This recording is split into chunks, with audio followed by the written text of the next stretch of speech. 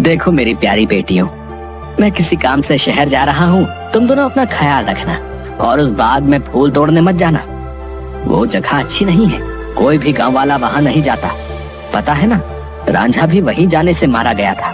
हम दोनों बहनें उस बाग में नहीं जाएंगी। इसके बाद धन्नू वहाँ से चला जाता है। उसके जाते ही दोनों बहनें उस बाग की तरफ जाने लगती हैं। कि तभी एक गांव का आदमी उन्हें देख लेता है। अरे सीमा और रीमा बेटिया, तुम इस बाग की तरफ कहाँ जा रही हो? क्या तुम्हें नहीं पता कि बाग की उस तरफ एक गुफा है जो बहुत ही डरावनी है? वहाँ से अक्सर किसी जिन की आवाज आती है। अरे काका, हम दोनों बस बाग में ही जा रहे हैं। वहाँ से कुछ फूल लेकर बस अभी आ जाएंगे। आप चिंता मत कीजिए, हम बाग के उस तरफ वाली गुफा में नहीं जाएंगे। चलो ठीक है बेटिया, लेकिन तुम दोनों शाम होने से पहले आ जाना। अच्छा, अब मैं चलता हूँ। इसके बाद वो आदमी वहाँ से चला जाता है। थोड़ी दूर चलने पर सीमा और रीमा देखती हैं कि दो चोर आपस में बातें कर रहे होते हैं।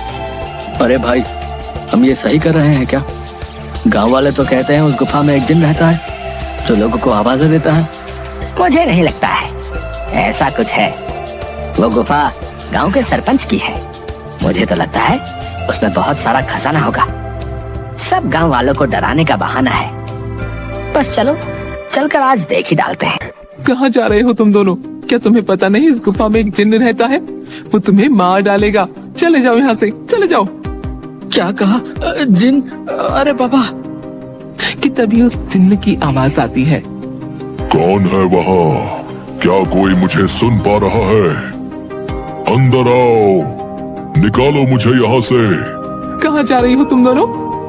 सीमा और रीमा डरती हुई। हम तो बस ऐसे ही बाग घूमने आए थे काकी, लेकिन आप यहाँ क्या कर रहे हैं? मैं तो यही रहती हूँ, यही बाग मेरा घर है।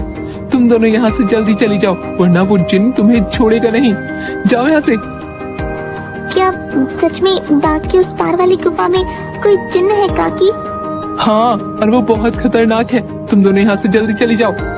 इसके बाद वो औरत वहाँ से चली जाती है। मुझे बहुत डर लग रहा है, अब मैं इसके आगे नहीं जाऊंगी। मुझे लगता है वो औरत सच बोल रही है, वो जिन्न हमें मार डालेगा। मैं नहीं जाऊंगी उस गुफा में। ठीक है, तो मेरा यही इंतजार करना।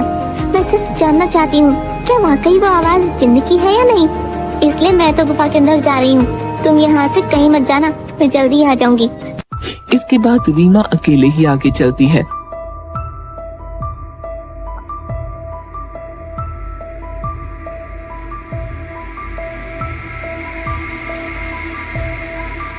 रीमा चलते चलते उस गुफा के पास पहुंच जाती है। तभी एक आवाज उसे सुनाई देती है जो काफी भारी होती है।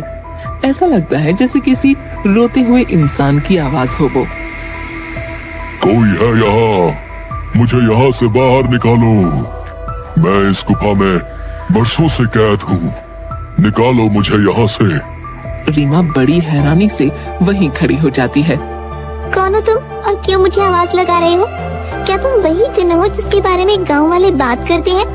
क्या सच में तुम यहाँ इस गुफा में हो? हाँ, मैं जिन हूँ।